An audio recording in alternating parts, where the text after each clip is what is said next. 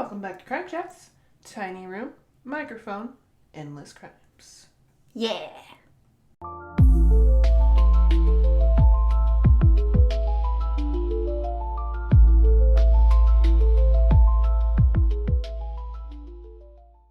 Today, we are going to finish the deep dive on Jeffrey Epstein. Finally. Thank you, God, because we're tired of his name in our mouths. Yes. And very tired. We are going to complete this case.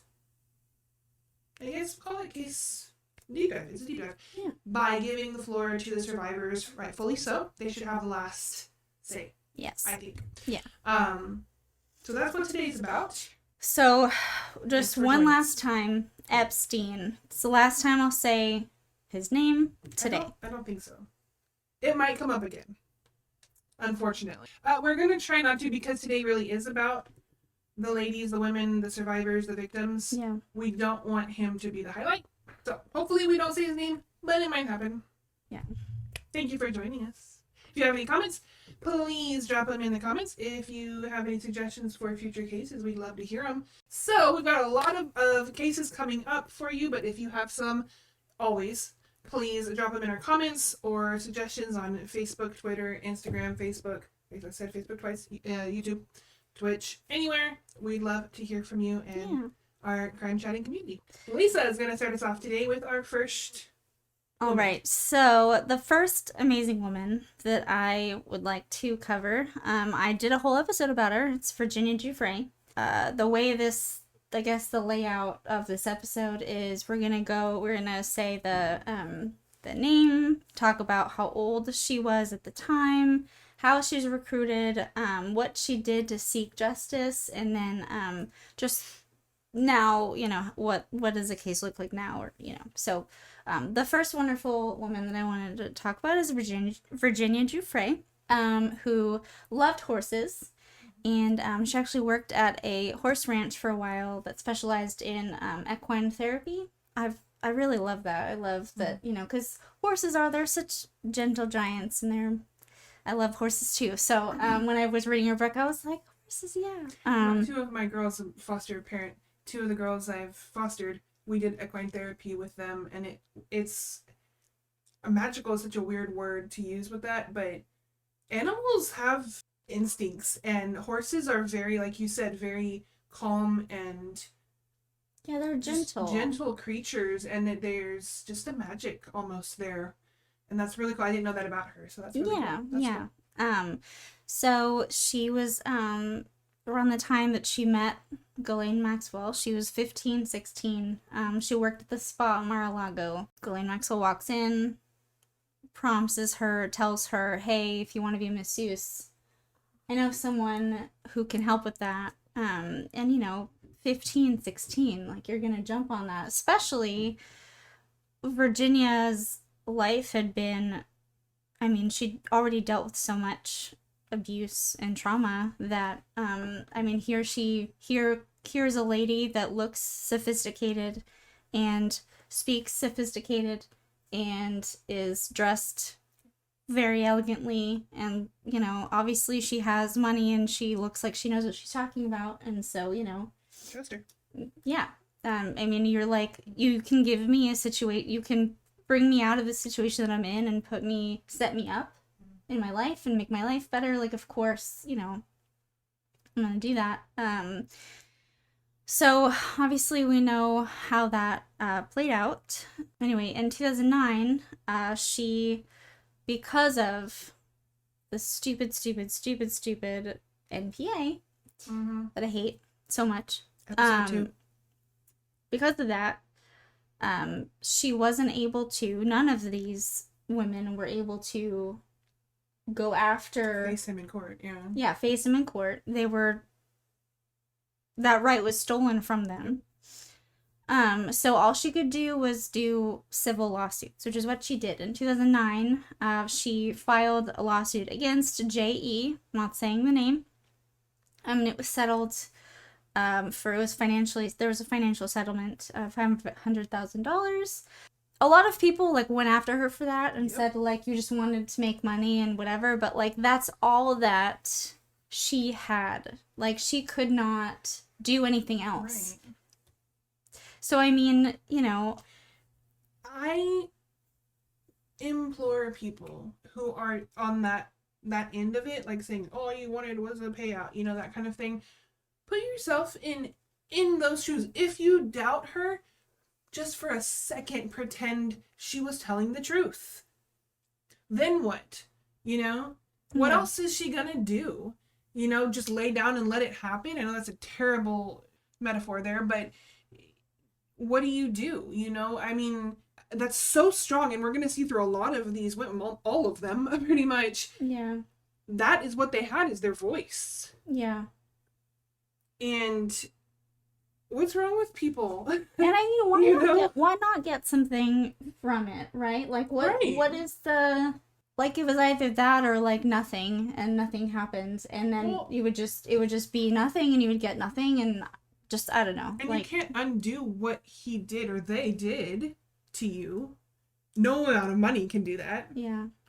So it's not like, oh, now we're even situation. So I don't get the naysayers, if you will, but the people calling BS, you know, it's like, what are you getting out of this, you know, kind of thing. And I'm trying to be that objective to like be in those people's shoes Mm-hmm. and be like, okay, she's a liar. Yeah. All you want is money. Okay, but Why why? go through all this Right. if you're lying about it? Right. And so many other people can corroborate very specific things and places and Yeah. events and stuff. Why would they do that? I mean, I don't know. I don't know. So I don't understand the hang up on okay, she got a settlement, a financial settlement, like good. Like, I don't know. Like he was a bad guy. yeah. That is subjectively objective, objectively subjectively proven. I mean, I'm sure she would have preferred I'm sure she would have like given that money just to see him behind bars, but that wasn't gonna happen. Right, or to face him in court and be like, you Yeah. did this to me, and let the people see it, you know, let the people see the ugly behind your face, you know. Anyway, that was a Yeah, I know, and this is it gonna just bothered me that like people are like, oh, see, Mm. that means that she's a liar 'cause she Right. accepted money, blah blah blah. But it's like, okay, but she had nothing else. All she had was the civil lawsuits. She couldn't do anything more than that, right. right? So what happens in civil lawsuits? There's a settlement or whatever, you know There's what I an mean? agreement. Like there's Right. yeah. Still before that, right? This was a year after the NPA. That muddles it all, though. Yeah, So, I mean, but again, it's she still found out about the NPA and then like what do you mean I can't file face him in court Criminal. and Mhm. put criminal charges against him? What do you mean? Golly, that's gotta suck, and that's such a lame word. But imagine again.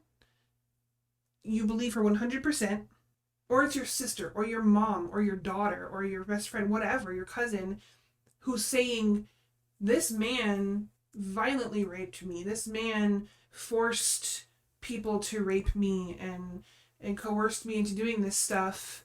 But now there's a law that says I can't legally accuse him of that. I would be livid. Yeah. I think, and this is just the first woman, but Yeah. there's going to be a lot of very similar thoughts and feelings about the rest of these women as well. But I just, it's maddening. It's maddening. So that was her first lawsuit was against JE. And then in 2015, she filed a defamation suit against Ghislaine Maxwell. And that settled in 2015. Ghislaine Maxwell called her a liar and said that that she's a liar, she's making it all up, blah blah. Free speech. But thanks to that, even though it was settled, in 2015. Because of that, a bunch of documents were released. So that was like the first surge of documents. Yeah, it was because of that. And then in 2019 was her civil suit against Alan Dershowitz. That was later dropped in 2022. She said, that she may have mistaken, saying that he may not have done something to her personally. She may have made a mistake on that.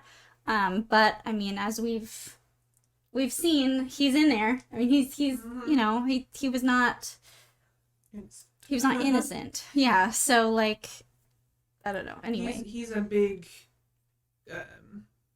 name all around, scattered all over a lot of these women too. Their allegations against. The journal entry that I read called him Alan Dershowitz. Right. So obviously he was involved somehow, right? And then in 2021 was her suit against Prince Andrew. She did get a financial settlement from that, but there was no admission of wrongdoing. Of course not. Of course not. Because, I mean, these people are not going to be like, oh, man, you're right.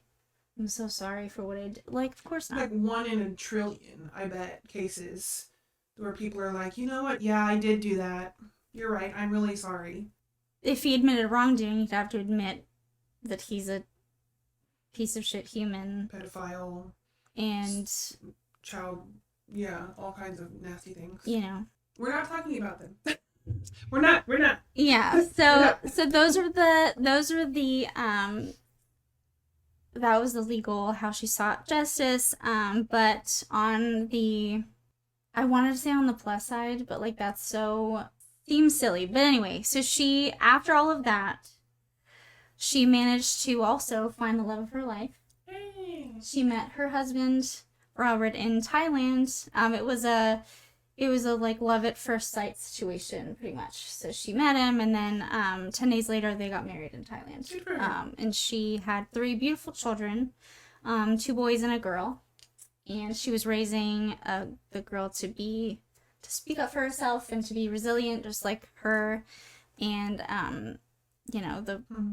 the world is better with these children in it. And so unfortunately though, she passed away.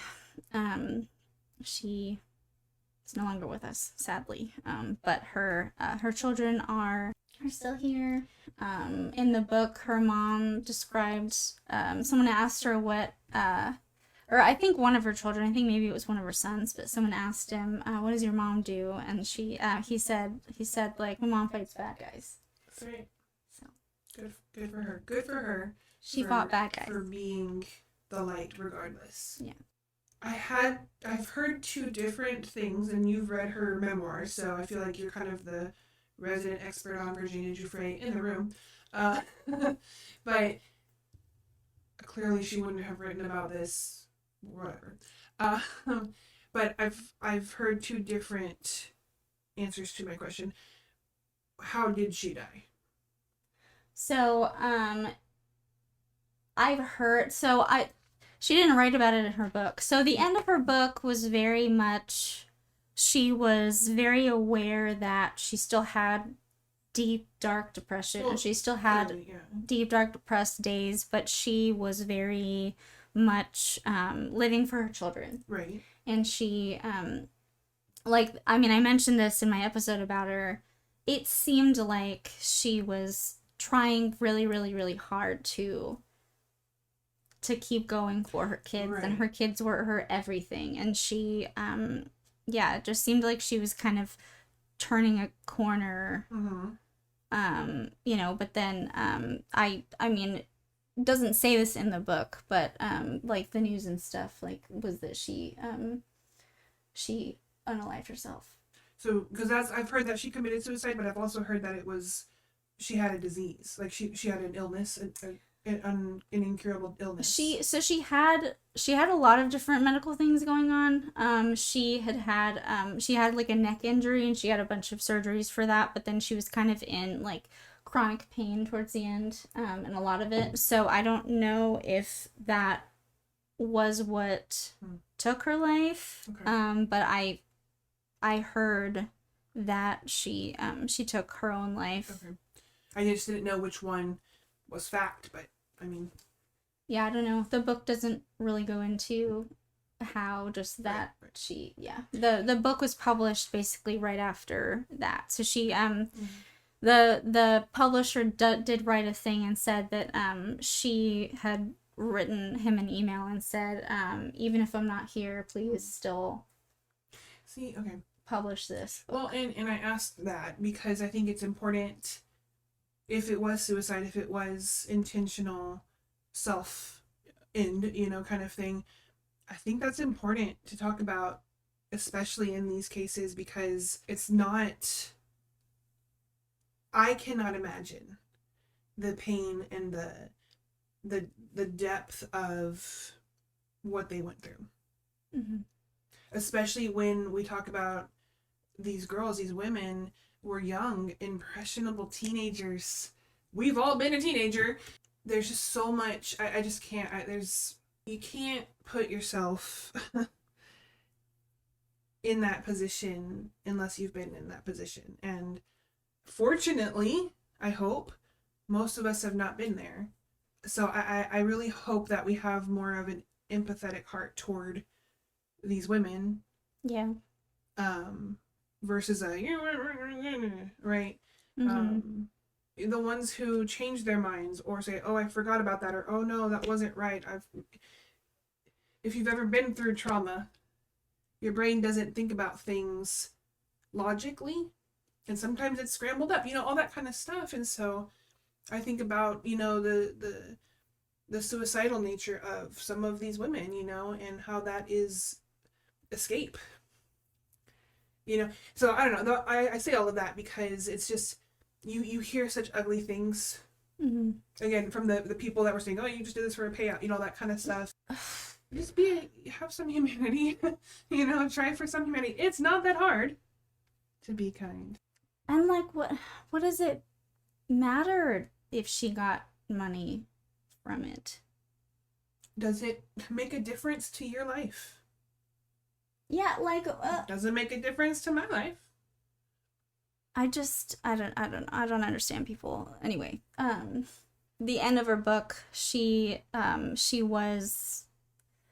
talk about how, if this book can help just one person, I'll have done my job. And she really wanted it to be like it's okay to speak up. And, I shared that quote on my episode that I don't remember it word for word now, but it was basically like she pictured a world where like a girl could extend a hand out for help and then easily find it. Right. And how, girls could just be believed and then they'd be protected. She envisioned that world, and she as long as she was imagining it, like she really felt that it could, was a possibility, and so like her book, she wanted her book to come out even if she was gone, as like a testament to like, this is what, I went through a lot, but I stood up for myself in the end, and I spoke out, and I, and this was wrong, and this is wrong. And any woman reading this book, any girl reading this book, like, say something, speak out, use your voice. Nobody can stifle it. So anyway, not to start on a sad note. Well, they're not going to be very chipper, but yeah. All right, so woman number 2 is Juliet Bryant, and these women are in no specific order. They're just a list of the available names of survivors and victims that we were able to research and find. Some of them we'll talk about later, about anonymity and stuff like that, but the ones who we do have names of are specifically named for specific reasons.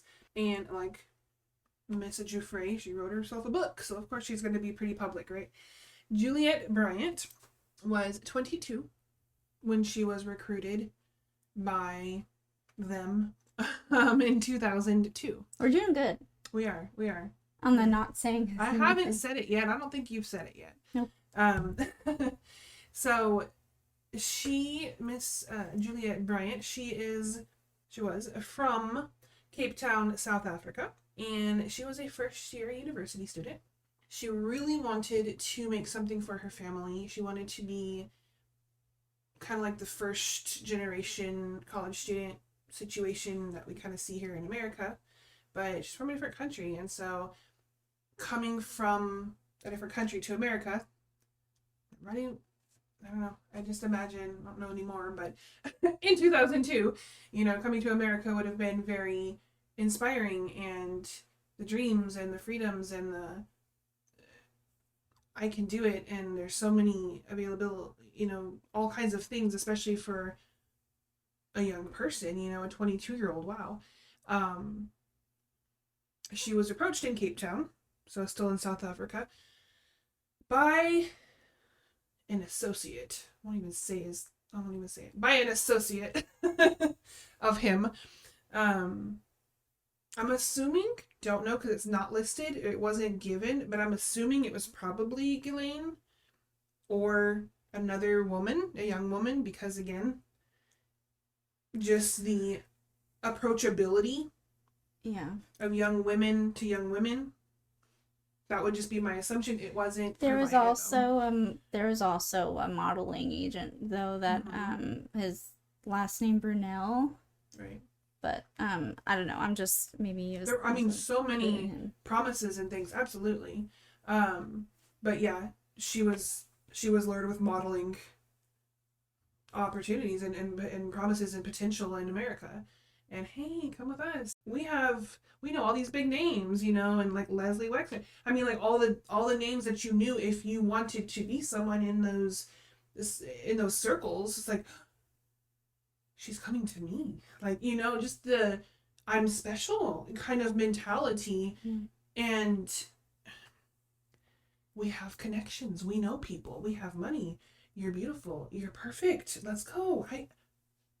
And to be someone in a lower socioeconomic status, just starving for an opportunity, and then here it comes, but it's the poison apple situation, where I want it, it's there, it's too good to be true. I mean, to a T kind of thing.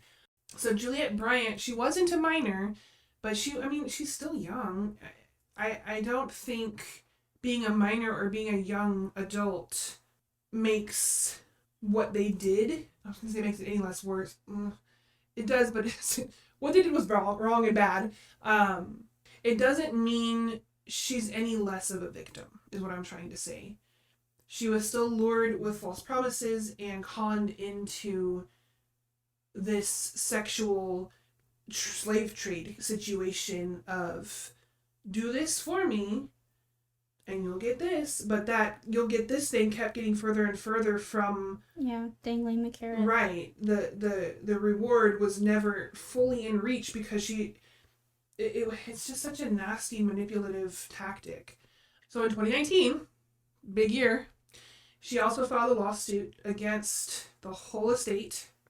Okay. And I believe it's still ongoing, but how many of them are going right now, right? So it's still kind of in litigation, I guess is what we'll call it. She's participated in media interviews, so she's public, that's why we know her name.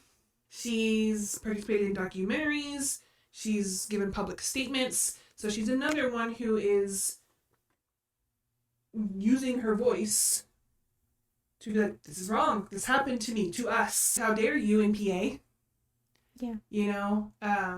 We will shout about it until something is done situation. She also received compensation money, allegedly, through the Victims Compensation Act after the NPA was filed. Remember that whole, they didn't know until it was done? Yeah. Which was a huge breach of the Victims Compensation Act because they're supposed to know during the whole time. Anyways, yeah. Go watch episode 2 if you don't know anything about that. We did a whole thing on that one. She is constantly, still apparently to this day, in advocacy, groups and things like that for sexually exploited young women and girls.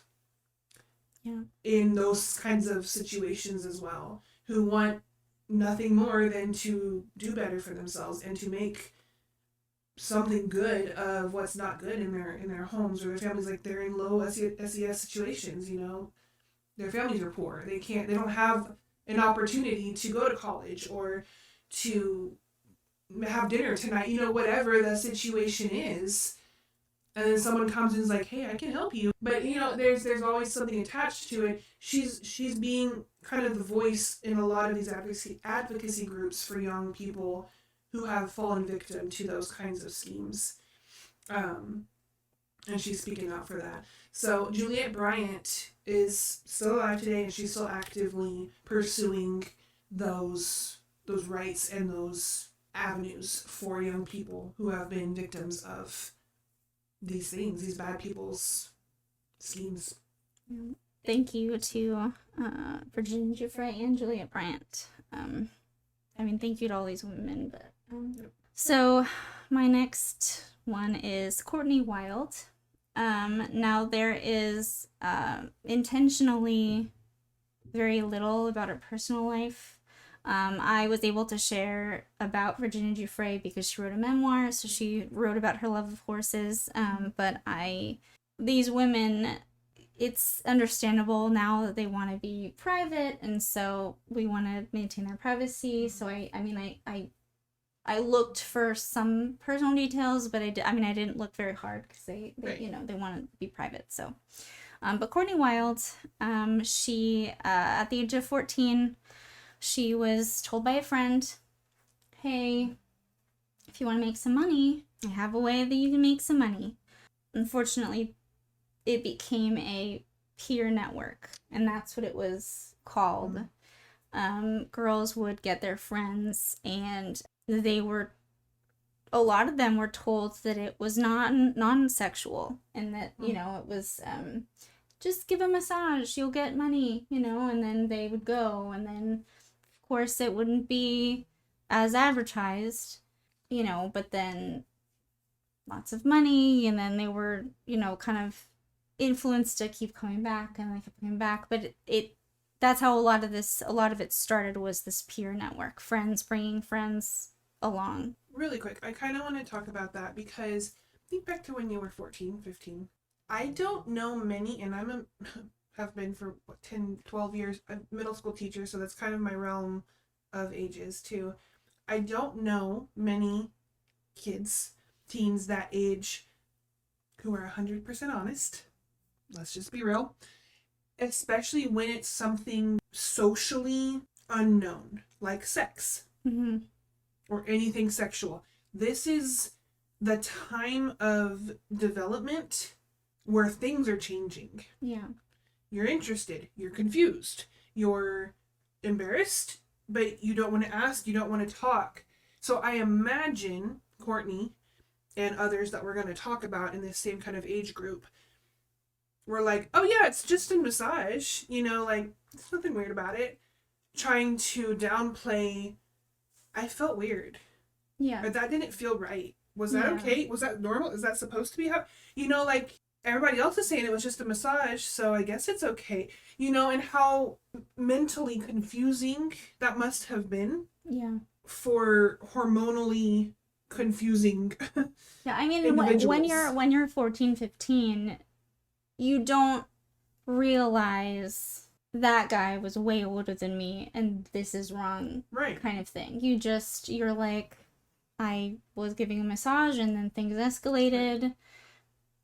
Like, it does not, I mean, I can only think of me at that age, but like, I would not have immediately jumped to, wow, that was a crime. He committed a crime against me. That was a crime. I need to tell someone there was a crime. Even to go and tell someone, because I would have been like, I'm so embarrassed. Yeah, I mean, and like, even, you know, I wouldn't have been able to say something in the moment either. I probably would have just been like, wow, yeah, I've been like completely shocked and just kind of gone with it, you know? Yeah. Speaking for myself, you know, that's how I kind of would have done that, but... And I mean, at 14, you're not really thinking about what this is going to do to your friend Nope. Right. So you're like, okay, Short term. I'm getting more gonna money. I'm gonna make more money if I tell my friend to come. You're not thinking this is gonna also destroy my friend, right? It's not like this was a malicious thing. This was just a It's so messed up. Not that it would be malicious because they're 14. Exactly, but that's why I think they knew exactly what they were doing. They didn't choose 30-year-olds. Them. They knew what they were doing. Yeah. They chose the easily manipulated, confused ones. Because they knew they wouldn't talk. They knew that they were inexperienced. Yeah. So they did. It just. Okay, I'm sorry. That's what I had to say about that, though. A friend told her about it. She wanted to doing this, so she went. In 2008, she filed a civil suit against the U.S. government for failing to tell the victims about the NPA. Good job. Good. It went all the way to the U.S. Supreme Court, but they declined to hear it in 2021, which... Why? Why, Lisa? You have a period right there. Why? I actually don't. I forgot. I actually forgot to put the period, but I didn't write anything else. Did I? No, I didn't. So the U.S. Supreme Court declined to hear her case in 2021, but that hasn't stopped her from continuing to fight for legal reform and victims' rights. Yeah, I don't understand. I don't understand any of it. I just don't understand any of it. Because weren't you talking about how the Constitution, it's in our Constitution that, you have a right to face your accuser, but you also have the right to whatever. So, of course, this would be unconstitutional. Which is the Supreme Court's job, is to decide whether something is constitutional or unconstitutional. That's their job. My only thought I just had, because I haven't looked, Courtney was yours to research, right? Mm-hmm. My only thought is that maybe the wording, which is real snaky of them, but the wording of the civil suit is such that the Supreme Court is like, no, because they can get real titchy with that legal jargon, Yeah. But why? Why would they? They know. I have an answer for that too. There's 3 million other copies or files that haven't been released yet, but just saying, maybe there's something in there with the Supreme Court. Don't come for me. Leave it there. We're wrapping up this deep dive today, I promise. But who's in the Supreme Court that doesn't agree with the vast majority of the world about this group of bad people that wouldn't want to hear a victim? Why would they decline? I don't understand. Give me a reason. Be the bad guy. Just pretend. Why? Why would the Supreme Court say no? Because it happened a long time ago. Because she was 14. Because that goes out the window. Next. Because there's still a statute of limitations. Not when you're a kid, on things I think, like that. right? I don't think when it's child. Oh, I thought it was always 5 years, regardless of. I actually don't know. I thought if it was minor, that's a good question. Okay. You might have a leg to stand on. Because they got some law passed, and I don't know if we're going to talk about it here, but there was some law passed where they had a window to where they could I remember that, yeah. Go after people that harmed them when they were kids, but they had to it had to be in that window. I remember that. Yeah. It wasn't that long ago. So they were able to passed a law so that these people could come forward and be like, right. Okay, when I was a minor, this happened to me. But it was kind of a short window. Mm-hmm. I don't know why it wasn't just forever, whatever. Right. Just open the fucking window, kick it down. Yeah. You told me to be the bad guy. I did. You did good. You can be the good guy. Okay. You can be you. Okay, thank you. I don't like this. Oh, that was icky. Side note, Courtney, you have opened up a whole window. Courtney, the victim here. Survivor. She's still around. Thank you, Courtney. Thank you, Courtney. I do not understand why there is a statute of limitations on literally any crime. Except for murder. Why? If you did something bad, yeah, and got away with it, 20 years later, got caught, because DNA science, whatever, caught up with you, why should you not have to pay for that crime? Yeah, I don't know. You still did it. Still did the bad thing. Yeah, I don't understand. I don't know how it all works. I really don't. Even if you believe in the notion of, I'm a changed man, I'm a changed woman, I'm better now, and great for you, and you are, and all that stuff, that doesn't change the fact you did it. And someone's life was negatively affected by what you did. Yeah. I agree with you. I don't understand. We're not fighting, we're just passionate. It's okay, Mom and Dad.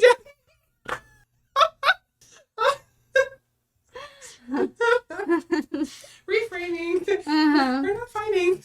It's just passion. Just really care. Oh man. Whew. That's just you know my history. Yeah. And you know mine. And I know yours, right? Those things should never. I mean, those things and everything, but this is so. We're taking a. We're going on a tangent. You've opened a window, Courtney. Follow me on this tangent. La la la. Okay. So we've made all of this, everything, way too fucking complicated. Okay. You do something bad, you get in trouble for it. That's it. Done. It does not matter what kind of crime you committed. No. But you don't understand. I didn't know I was doing something bad. That's another thing, too, is... I was abused as a child. 50 years ago. Oh, yeah, like hurt people. Gag me. Anyway. I blacked out for the first time in my life for 5 seconds. Uh-oh. Yeah, another thing that bothers me is sarcasm, by the way. The plea, like, not guilty or reason of insanity. This many people will fit in that bubble. I have a whole season ready for that one. Oh. Yeah, no, like, you still did the thing that was wrong, that was against the law. Exactly. You still need to pay for what you did. You still did the thing. So it's called a justice system. I mean, maybe they should, I mean, maybe, like, you could say, like, they are, I don't know, like, not guilty just because you're insane. Like, no, you're guilty of the thing that you did because you did you're insane. And you're insane. So you can go to the asylum. I think it's an outdated word. Go to the proper place. The prison for insane people. But stay there. Right, because you did something bad. For as long as society needs you to not be around. And while we're on this topic, we need to stop letting people out of prison for good behavior. Y'all, if they're murderers, they need to stay in prison. Yeah, good behavior. I'm sorry, but like, they're manipulators. They can be good when they want to be good. This dude was super nice to me in prison, so I'm going to give him... No! This is turning into a different kind of show. You know, it's great, Jets. We're chatting about... injustice of the justice system in America. We're losing the plot a little bit. Courtney opened it. Well, the Supreme Court opened it because they wouldn't listen to Courtney. The Supreme Court opened it, yes. Justice for Courtney. Yeah. And for justice for all of them. I don't, anyway, but, I love that she filed the suit against the government. We have a comment. Oh. The severity of the crime. Justice takes precedence over the fading of evidence, Google says. Which is why I'm presuming that is in direct reference to our why is there a statute of limitations. Thank you. Yeah. Good comment. Good comment. Thanks, confetti. That's true. Yay, we have a comment! You're our first comment! That's so Love you. exciting! Yay! Which makes sense. Okay, before we get back, I'm so sorry, Courtney. Before we get back on that, I understand that. But the severity of the crime, let's just say, because it's on my mind, it's rape of a minor. Okay. Right? Yeah. I hope we are all in agreement. That's pretty bad. Yes. The severity of that crime, I would think, never dissipates. Yeah. It's always really bad. Yeah. It's always a 10. Yeah. It's always going to be a 9, I guess. Maybe death, murder would be 10. I don't know. On my scale here. My scale's weird. So, I mean, it's up there. I don't see that lessening in severity just because time has gone on. My opinions, my thoughts. I don't know. That's tough. So, back to Courtney. Private life. I do know that she became a mom. And I really love, I'm a stay-at-home mom. I'm like I love it. I love being a mom, and I love when you can turn something really tragic and awful into something beautiful like motherhood. I can tell she's an amazing mom. Because of how resilient she is and how strong she is and how brave she is. And her child or children are gonna get that from her. So that made me really happy. A lot of these women went on to become moms, and that just made me feel really happy. So, yeah. Thank you, Courtney. Thank you, Courtney. And yes, and Jeanette and Virginia. Thank you. And now we're on to Sarah Ransom. Sarah Ransom is another survivor, and she is still alive today. She was also 22 when she was recruited, and this was in 2006. So she was another young woman recruited in New York. She was also from South Africa. Interesting. My brain, when I was doing this research, I'm already connecting, like, maybe Lolita Express made a lot of stops in South Africa. Interesting. So Sarah Ransom. We could check the logs, because that would say where they went, right? We should. I know they went to Africa at least once with Clinton and Spacey Kevin and Spacey Tucker. and Chris Tucker and a couple others for that AIDS awareness thing. Yeah. So Africa wasn't off the list. Maybe while Clinton and Spacey and Tucker were doing their AIDS thing, they were JE and GM were recruiting. That's not cool. Sarah, she grew up in Africa. She was South Africa and UK, kind of bouncing back and forth. Mm-hmm. She was described as independent and ambitious, and she searched for opportunity, always wanted to build a life in fashion and media. So creative. She was introduced through a social connection. She was introduced to the Empire, we'll call it. I'm refusing to use his name. She was introduced to this empire through a social connection in New York. So the social connection could have been another friend of a friend of a friend. Could have been Ghislaine. It could have been fashion mogul. We don't know because it wasn't stated. She was groomed, with those paid massages. She was promised financial support. There we go again.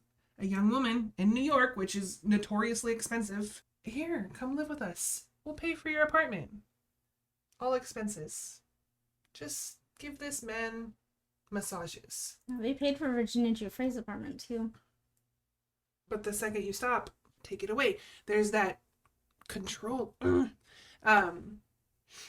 It was a gradual, in the case of Sarah Ransom, it was a gradual, I'm assuming in most of them, a gradual escalation of abuse. And she states it was kind of like over a 9-month period where it really got intense and violent or aggressive, which makes sense when you're grooming. I hate that. When he grooms people, it's not an attack necessarily. It's a grooming. And we won't get into that too much because we talked about that in other episodes as well. I wish there was a different word. I wish it wasn't grooming. What would you call it? Well, like monkeys in the wild groom each other as a sign of love, yeah. So when I hear the word grooming, I want to think of like monkeys that love each other. I don't want to think of like, you know. But I think that's kind of the point, is it's fake affection for you to trust me. Yeah. I don't know. I It's know. got to be another word. I will write a letter to Webster. Let's fix this See and if change we can, everybody's see mind. if we can find a different term. Not only would they take back everything, they would also defame their character. What are you talking about? Specifically, what are you... Oh, I'm glad we have somebody engaging. Not only would they take back everything, they would also defame their character. I'll wait for that comment. Yeah. Explanation, because I want to know.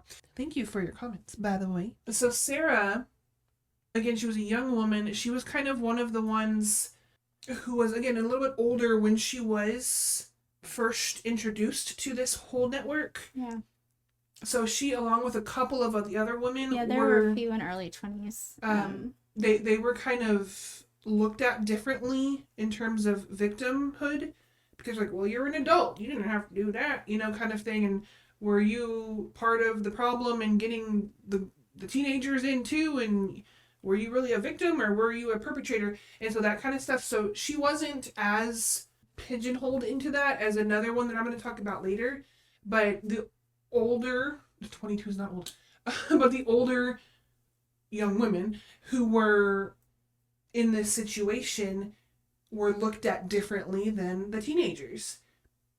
But the same things happened to them, which is why earlier I was saying, like, there's not a whole lot of a difference, but there is, but there's not. The same things happened to them. Yeah, and they can still get Stockholm syndrome, like we were talking about last time, and they can still be manipulated. I mean, age doesn't matter as much as like what was their mental state at the time, right. Like where were they in their life, like we talked about this in another episode about a different case, but manipulators they can smell it. They can smell it on women, that just like they can tell, okay, who is desperate, who needs a handout, who could, or attention, or who wants, who I can tell who's gonna be the easiest to manipulate. Yep.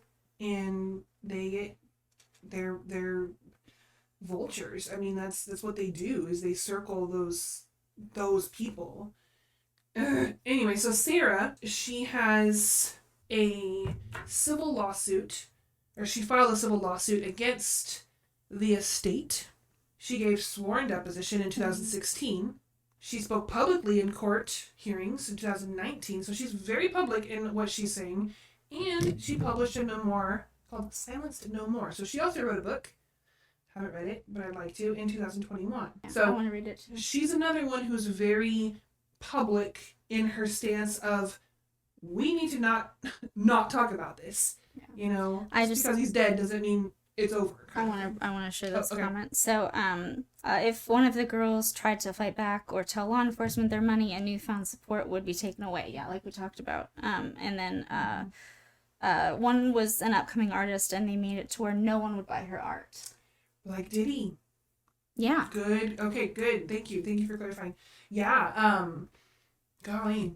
See, and that's good parallels to Diddy too, because back in our one of our very I'm first... still looking for the connection. I bet you it's there. I bet you it's there. Diddy and E. I just... Diddy.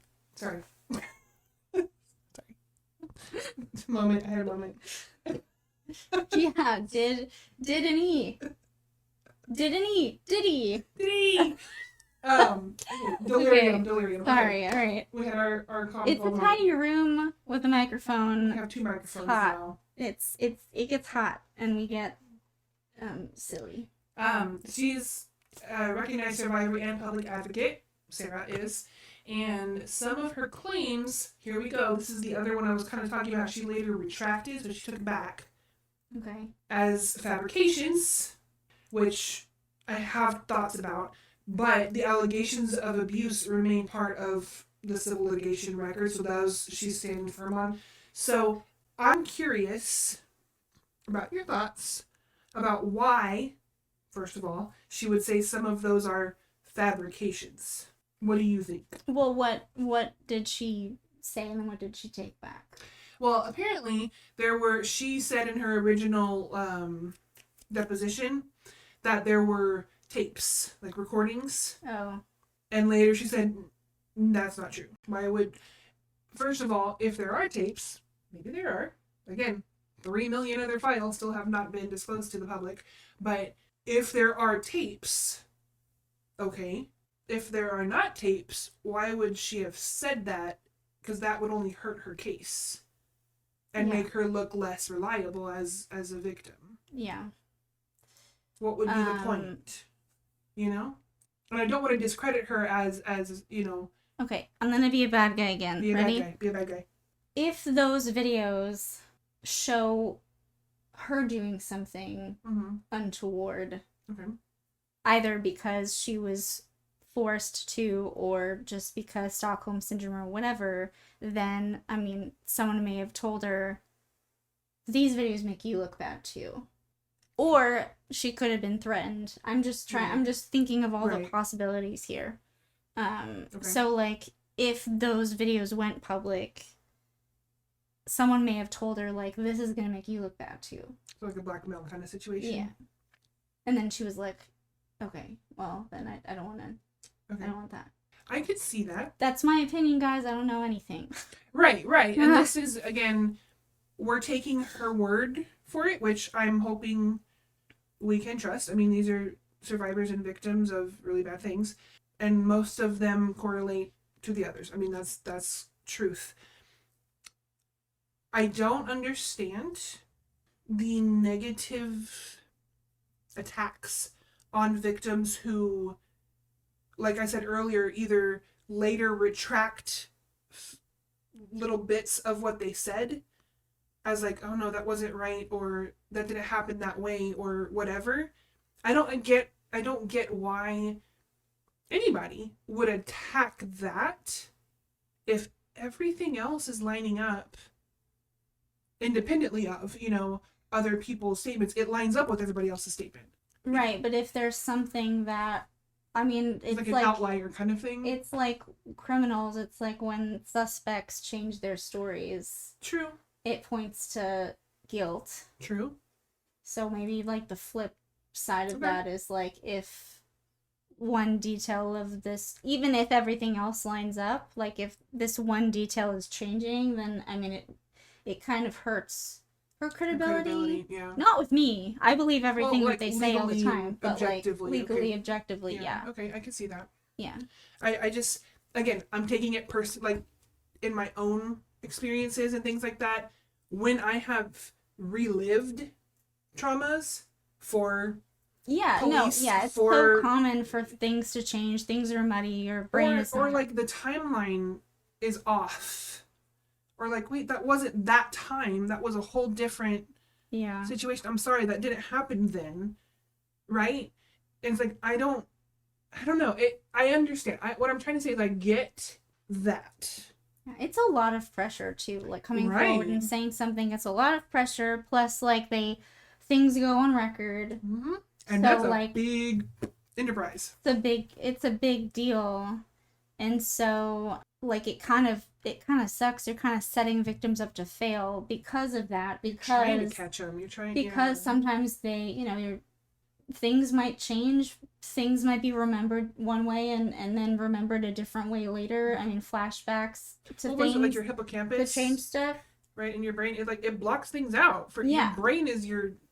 that's why that's what happened is these girls went on autopilot. Their brain just like, nope. Mm-hmm. The hippocampus was like... Mm-hmm. Let's hide that for a second. I'm just gonna hold on to this. Actually, speaking of that, I'm gonna make this 1 minute about me because it reminds me of this. But when they did my brain view for my TMS, they told me that I have PTSD up the butt. Right. And he said that it was like my hippocampus was holding on to everything so tightly that it was like slowing everything else down. So that's why like the rest of my brain, like I found out that my brain doesn't speed up when my eyes open, And it's supposed to do that because you have a bunch of new stimulus coming in. My brain is still like, what's going on? Protection mode. So yeah, moving on from that. Sorry. No, that's cool. It's cool. I don't know. I'm fascinated by the legal aspects of defense versus prosecution, especially when it comes to victims of heinous crimes. Mm-hmm. I think I'm really sorry if you are a defense lawyer. I've said this before. I think you're deplorable because not all of you. The way that some defense attorneys just attack victims on the stand to win a case. And this is something like, for Sarah Ransom, I think, and others, that were like Virginia Giuffre, who were attacked because you got to pay out. Well, you must be a fibber, that kind of thing. I just think that's deplorable. But that's my soapbox. Yeah, prove me wrong, defense attorneys. I agree. And that's what made me so mad about this NPA. And I already mentioned this, but like, it is all about winning. Like, that's all they care about is winning, right? So like, even if, like I said before, even if you wouldn't have won anything, everything would have still come out. The NPA made it so that none of that could come to light. And then, like, nobody knew and whatever. And so, like, these victims, plus they weren't told, like, what the fuck? Anyway. That's the part that hurts the most, I think. Yeah, like, what do you mean they weren't told? The fact that it's all hush-hush, and NPA was all episode 2, but the fact that it was all hush-hush makes the whole rest of the world really want to know why. So it's a bigger target on why. Why'd you do that? Why'd you make it not available? What'd you hide? So yeah, that goes back to my Acosta question. Did Epstein have something on Acosta? Right. Shit, I said his name. You lose. I lost. I win! Okay. So, moving on. Sarah Ransom is still kicking, and she is fighting for that voice for advocacy against these bad people.